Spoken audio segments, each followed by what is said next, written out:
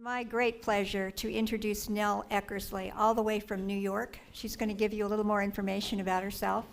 But she's going to be talking about a very important topic, digital literacy and a call to action, something that we can all be very, very interested in. So Nell, thank you for being here today. Thank you so much, Joyce, and thank you everybody for being here. This is an amazing event. In New York City, in New York State, we are a little behind the curve on technology, and it's so exciting to be here where you actually have a conference just on adult ed and technology, so I'm very happy to be here.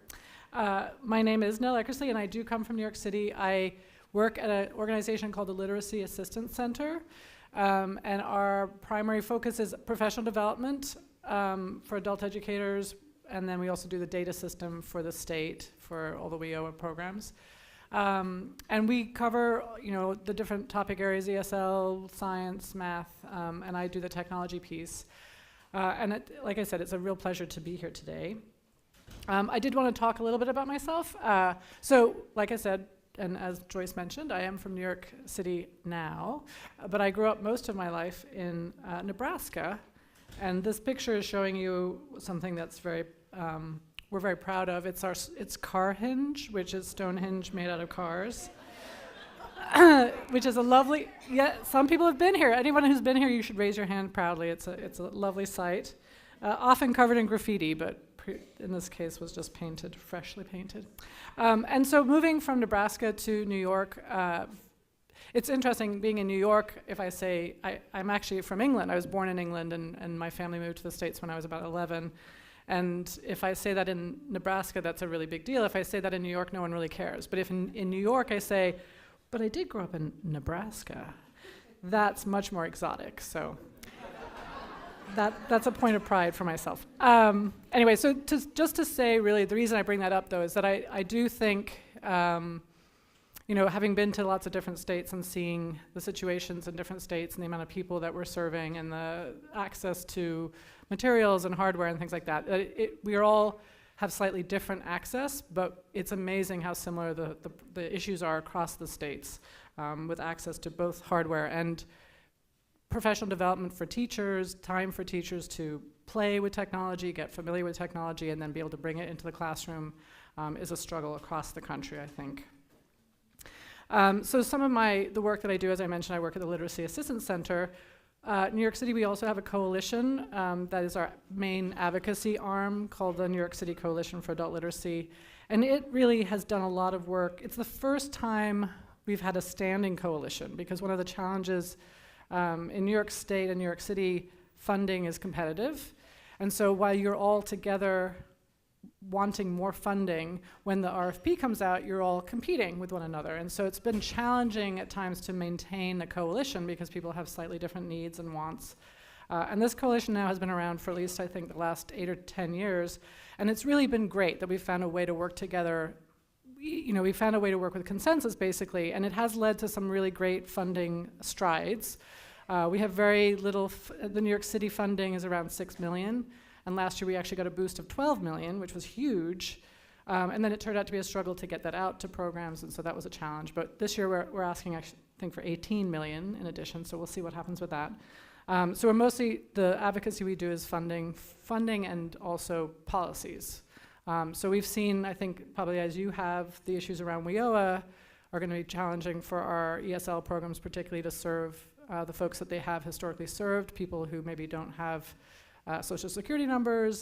The way that we've used EL Civics has been very different. So those kinds of issues have led to a lot of concern for programs that get that state funding, and so we're looking at ways that the city funding can maybe help to bolster some of that. So I'll talk more about that. Another group that I work with is this Collect Ed New York, and this was a response to the push for Common Core into adult ed before career and college readiness kind of came to the fore.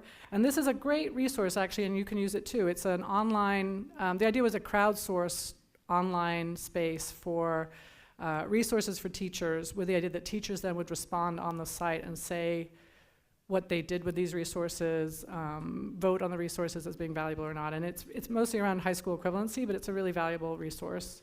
And I think the crowdsourcing component of that was very much something the programs fought for. The state had the vision, but the programs were the ones who put it together and felt it was very important to have teachers actually say, this is a good resource, and this is how I used it, so that other teachers could learn from them and also not feel like we weren't cramming things down their throats. I don't know how many of you know about LINCS. So LINCS and COABE are also two other organizations I've worked quite a lot with around technology. I was the technology moderator for LINCS. And then with COABE, I worked a lot with them when they were developing their app that they used for their conference. And both of those experiences were great. I mean, it really gave me a better view of how adult education and technology work together or don't work together across the country, because it is interesting to me how, as I mentioned earlier, there are similarities and then there are these sort of bright lights. I feel like OTAN is a bright light, right? That you have this resource in your state is an amazing thing. In New York State, we don't have that. We were taking the TISA on paper recently, and we're at about 5% of people taking the high school equivalency on computer. So we're very far behind as far as really getting the use of computers into our regular instruction in a meaningful way. Beyond those professional things, I just wanted to add in my love of hash browns. So if anyone can recommend the best hash browns around here, you can tweet that out, because I will visit those places. I've also been knitting a lot lately, pink hats mostly, but I have been knitting. And then roller derby is another one of my favorite things, so I'm just sticking that out there. So if you compare New York State to California, and I think one of the confusing things about New York State is that we have New York City, which is this incredibly densely populated urban space, and then we have the rest of the state, where we do have another few large cities, but nothing in comparison to New York City, and really large amounts of very, very sparsely populated areas, and so very different needs as far as adult education is concerned. We have a lot of migrant workers who come for periods of time and need education but can't be there all the time. I can't necessarily get to a classroom, where in New York City, we're, like I said, this incredibly densely populated space, which actually still has challenges around infrastructure and getting people from one place to another. But here you can get a sense of the size that we're talking about. So I think California is a little bit similar, that you have some really large urban centers, and then you have more agricultural areas where there are different challenges, different access issues, whether it's to classrooms, whether it's to technology, whatever, but similar. And probably around ESL and populations who need ESL, I think there's some real similarities between California and New York State. And so poverty is another huge issue in New York State that is a little bit confusing, because New York City often doesn't show up on the indicators as having a lot of poverty, because our property values and things are so high in these extreme ways. But even in the city, we have this huge range of income and poverty and education, because the city is just there's so many people, but there's such a range in those areas. So it often falls off the map when you look at a map like this. And one of the challenges for New York City is that if you've ever been to the city or seen a subway map, a lot of people think the subway map is what New York City looks like. So it becomes the image you have in your head. And if you look at that map, Manhattan's huge, right? But Manhattan's actually the smallest borough. And Staten Island, which is that tiny little island on the bottom there, that's actually probably our second largest borough. So if you have that visualization of the city, as far as where people live or what's going on or how the city works together, it's actually very false. The other map is showing you what happens when you go in a cab, and the cabs really only care about this bottom part of Manhattan. So again, there's this sort of lost populations, which is where most of people in New York City live, whether they're poor or rich. So it's a very weird, the visual piece compared to what's really happening is very disconnected. So this is what we actually look like if you see the sizes of the different boroughs. And so Manhattan is really the smallest. But we have a very large population, and the Bronx has definitely the highest level of poverty.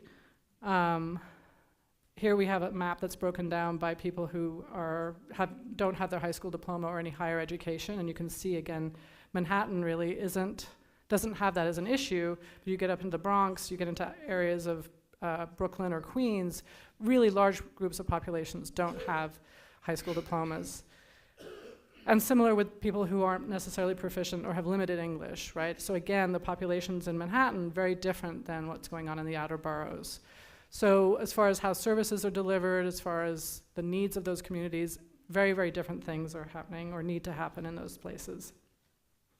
And this is just a quick comparison of the differences between, again, generally Manhattan and the Bronx, in looking at their high school equivalency or high school graduation rates, and you can see a huge difference there. So when we talk about, when things are made out in generalities, New York City really suffers because there's such extremes within a very small area. So this is the website for the New York City Coalition for Adult Literacy, and as I said, we were very happy last year that we were able to, the guy who's showing his thumb, he is a city council member from my district actually, and he really was very instrumental in getting us some this increase in funding. So we found some heroes, some people who have both worked on the state level and on the city level to help us with funding, which has been great, but every year this fight is started again. And I know you have gone through a range of issues as far as funding's concerned, and the struggle is, that's just one more thing for us all to do, but it still continues to be a huge issue. And our hashtag in New York City is Literacy Lifts New York City, and we really have found that that's been a very powerful, those of you who came to my Twitter session earlier and any of you who know about hashtags, the hashtag has been very powerful. So we've used that across all the social media areas. Students have made signs that say the hashtag and then say what's important to them. Why does adult literacy matter to them? And that was a very powerful piece of our advocacy work. But we still have a huge amount of people who are can't access our resources. Our classes are full. And so we're very interested in ways of expanding what we can do inside the classroom to ways of maybe helping people when they can't get into a class. And so we have, we're here to talk about technology, digital literacy, obviously providing services that are available through mobile devices or through online medium could be really valuable. We just have to get it out there. And we're still struggling with teachers not necessarily seeing that, not having time to maybe take their content and provide it in that way. And so that's for me, become one of my big soapbox moments is really around mobile and the use of mobile as a way to make sure that students have access to the content they get in the classroom when they're outside the classroom, but also for those who can't even get into classes, can they access that content and practice on their mobile devices while they're waiting. So as you have issues with WIOA, I'm sure we have issues with WIOA, and certainly the way it's going to change some of our data management. We have a large, I don't have the numbers, but it's a huge number of the folks that we serve in our ESL classes do not have social security numbers. So if we're tracking their outcomes via social security number, that's going to be a really big issue for us. And we historically have not done that. We have not been a data match state. So under WIA, we did not do data matching. We all had to be attestation via survey, which was a lot of work, but now we're not even sure if that's going to be possible to do anymore. The fact that EL Civics is no longer going to we can't provide the instruction that we have historically provided is a huge issue again, that now it's going to be much more related to a career pathway method where we see a lot of folks who don't need that support. We have a lot of people who have jobs, but they need to be able to talk to the teachers of their children and work in their neighborhoods. And so we're really trying to figure out ways to cover that kind of service when the WIOA funding will not do that. Our relationship with workforce has not always been very close. We live very different lives, very different cultures, and so this is a time to find those relationships and to connect with one another, but that's a real challenge, and we've been more and more active in the workforce side trying to meet those folks, but it's a challenge, and I'm guessing it's a challenge here too. Developing career pathways that can serve people at the lowest levels is a challenge for us. When people talk about career pathways, they tend to be for folks who've already kind of got a certain level of ability with English. So how can we get those, we've started talking about things like on-ramps, so the on-ramp to the career pathway, right? How can we do that? And then serving people with low levels of proficiency. Do programs even want to do that if they know that it's going to make it very hard for them to have the outcomes they need? And our programs are very committed to that, but it's going to be made into a bigger struggle for them to do that and to maybe to get their administrations to support that. In New York City and New York State, we provide the adult education through community-based organizations, community colleges, libraries, and the Department of Education. So it's a real kind of network of programming that's done in very different ways. So Department of Education is the biggest program. Community-based organizations can be very small, and they all need the teachers need the same training, and everyone needs to kind of get access to the same stuff. So having said all of that, and slightly depressing stuff, I want to talk about why we still have to add digital literacy in there. And one thing I will say about WIOA compared to WIA is that WIOA does at least have a definition for digital literacy. And I actually like it. I think it's a very powerful definition for us in that if you were to take out technology from this definition, this is kind of what we do, right? When you're teaching adult education or you're teaching adult literacy, we are trying to help our students develop and strengthen their skills to find, evaluate, organize, create, and communicate information. Right? They might have to do it in a language that's not their own. They might have to do it at a level that they're not used to doing because they didn't finish school. But we've been doing this anyway, and now what we're doing is we're saying you need to bring technology into that. So bring that in. Use technology as a way to help continue and deepen that those skills. And if we think about technology, I think we tend to think that we're talking about the big steps that are blocking us are things like access to hardware, access to internet, knowledge of how to use the hardware, and those are big stumbling blocks in the beginning, but really those are the skills and the access that you have to deal with at the very beginning, and after that it is these other skills. It's all about information. Our current sense of technology is really about information and what we're doing with information, and we live in a world right now.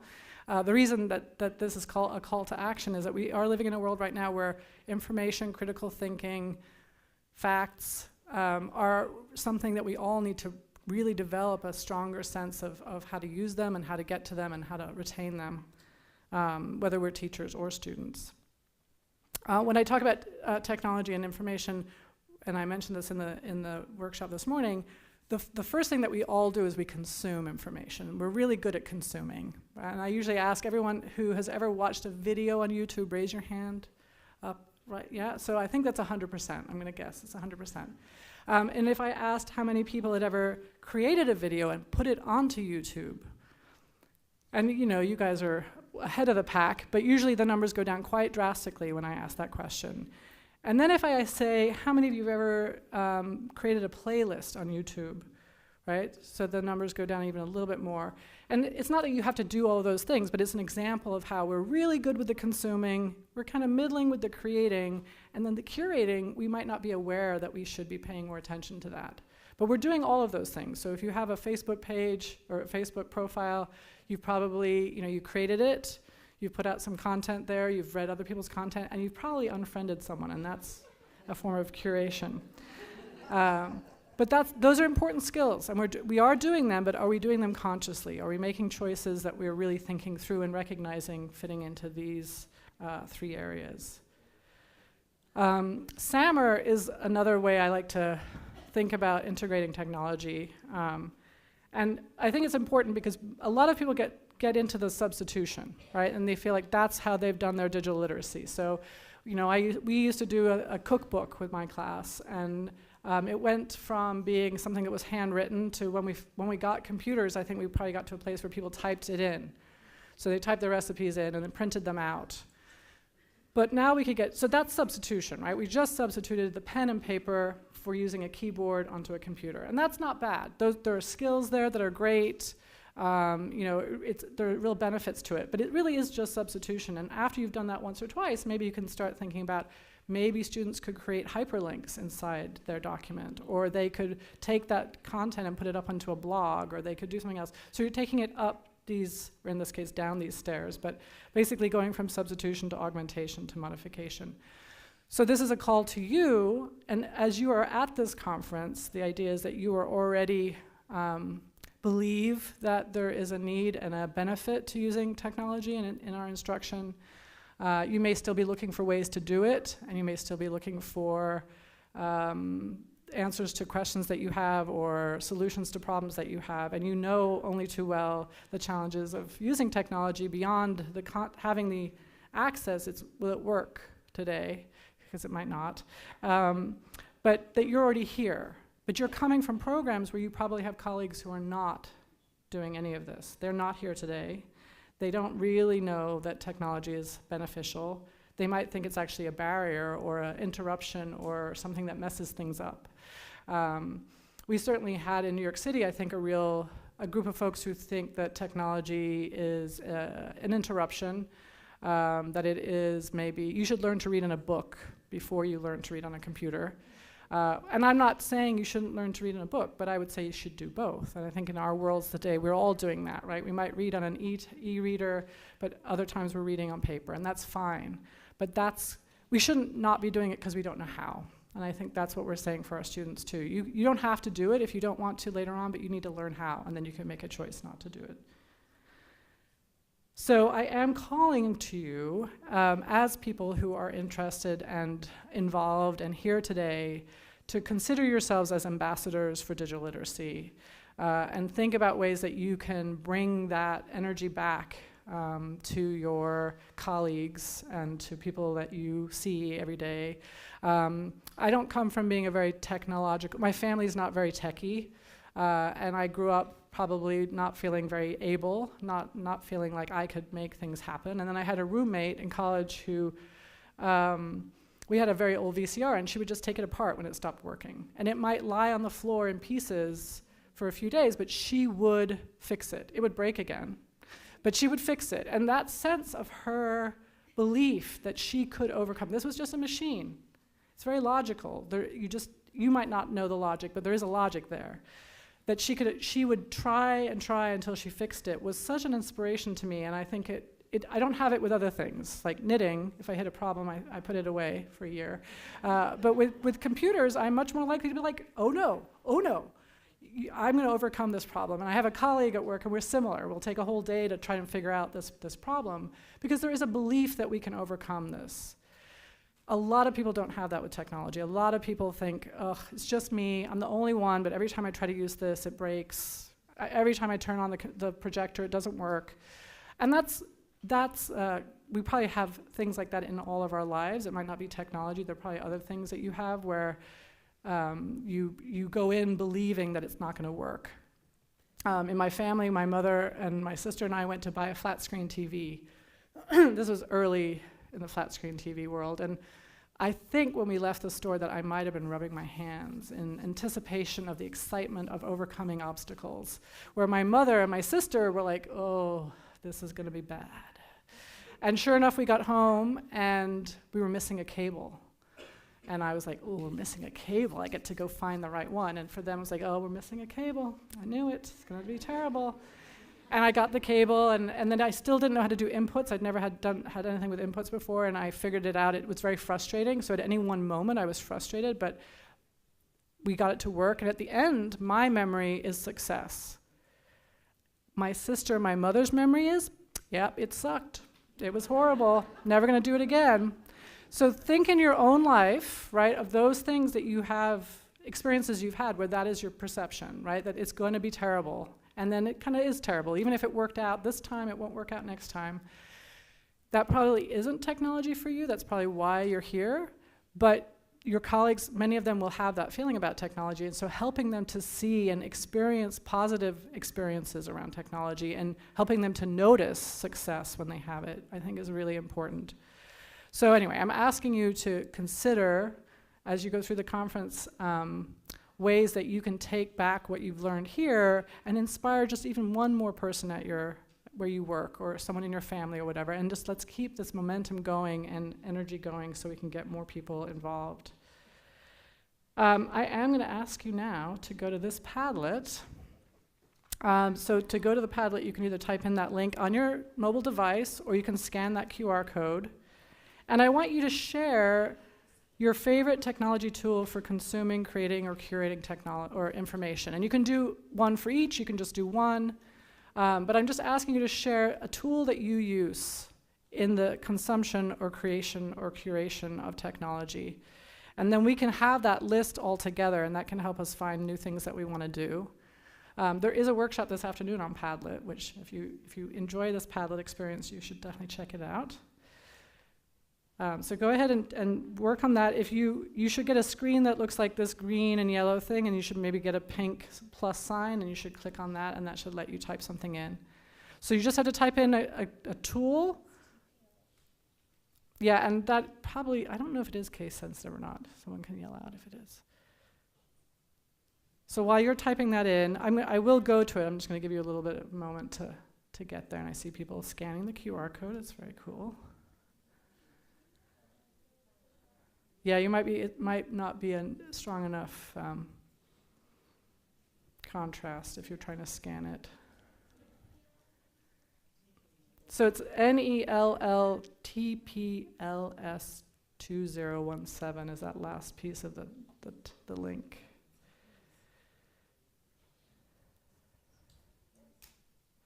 All right, I'm going to go out and see what's happening.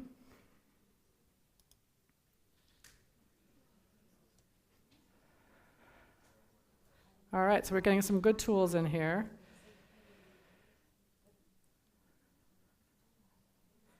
Now you can go ahead and edit your post if you found that you got stuck out of it too soon. Oh, we got some good lists going on. So like I said, you're going to have a copy of this link, and you can come back to it. You can keep adding things to it. But I'm liking the tools I'm seeing. Oh, I think someone's asking the question, which podcasts? So feel free to share podcasts here if you have specific ones that you like.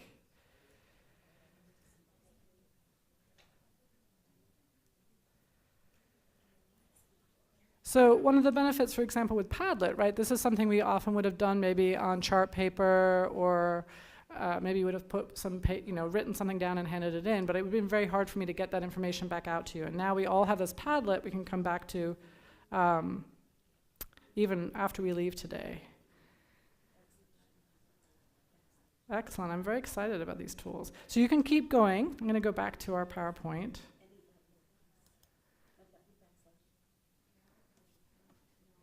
Yeah, and you can take a photo of this if you want it for later. And especially if you take a photo using Google Keep, I believe that the text recognition might make this into a link for you, but there'll be a test. You can try it out.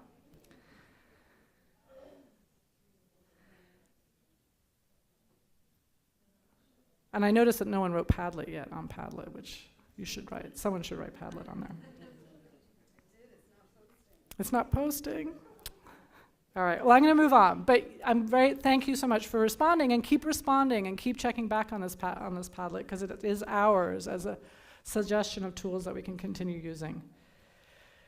So the call to action, I have a first few steps to suggest. One is building your network. So those of you who came to the Twitter session this morning, we talked about how Twitter can be used as your own personal learning network. And I really do believe that Twitter for me is very valuable. I can go there for 5 minutes in the morning and find 3 new tools, and then I'm done for the day, but I've got that new information flowing in. Pinterest is another place where you can find people to follow who are posting things about educational technology or whatever topics you're interested in. And when you're ready to go get some new information, you can go there to look for it.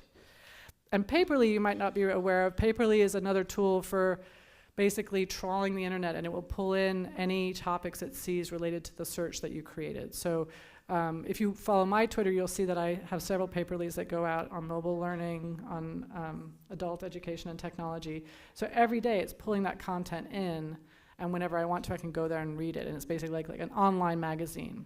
So these are ways to get information to come into me when I'm someone who prefers to have it be there waiting for me. I don't really want to get 50 more emails a day or get my phone blinking lights at me or making noises because there's a notification. I'm very much a person who wants to go get it when I'm ready for it.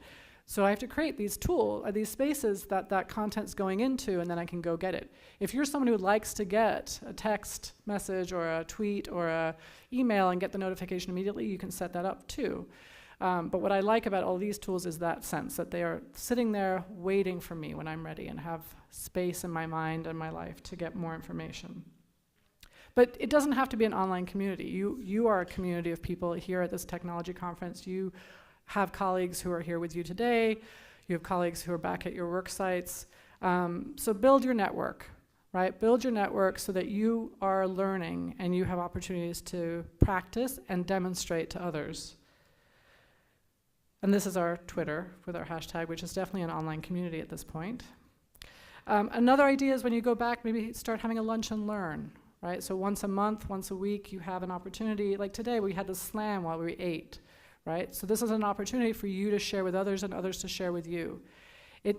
We've tried it at my work a few times, and it's never taken off. And so it is hard to do, to get it going. But I think if there's a sincere desire to do it, it can be something that works really well.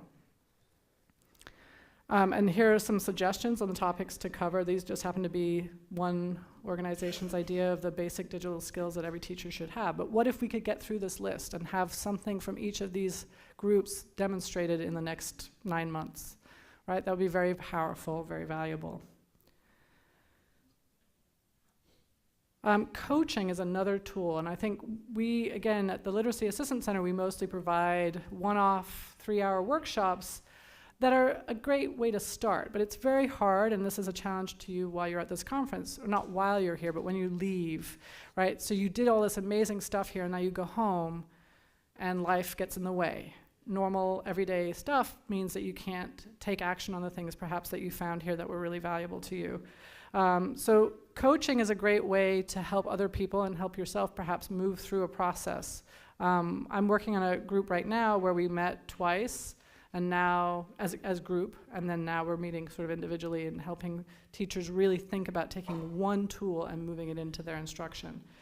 So here are some articles that might be helpful for you if you're interested in starting that up with your program. Certainly we've seen the best results as far as teachers who went from not using technology to really incorporating it and integrating it well.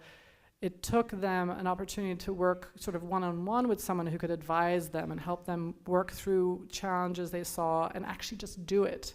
Because just doing it is actually a huge step in this. You learn so much, and it usually isn't as terrible as you might think. And then actually the very first step, and this is really where I'm going to leave you today, and this is kind of the important thing I think at conferences where you can get so much information and then go home and not take any action, is setting intention. So I don't know if you've heard of futureme.org, but futureme.org is a website where you can basically set up an email that will come to you at a set time. The least amount of time is a month. So what I've done now at a few conferences for myself is that at the beginning of the conference, I send myself an email via futureme.org to come in a month. And in the email now, I write the 3 things I want to have done. So by the time I get this email, what are the 3 things that I want to promise myself that I'm going to do?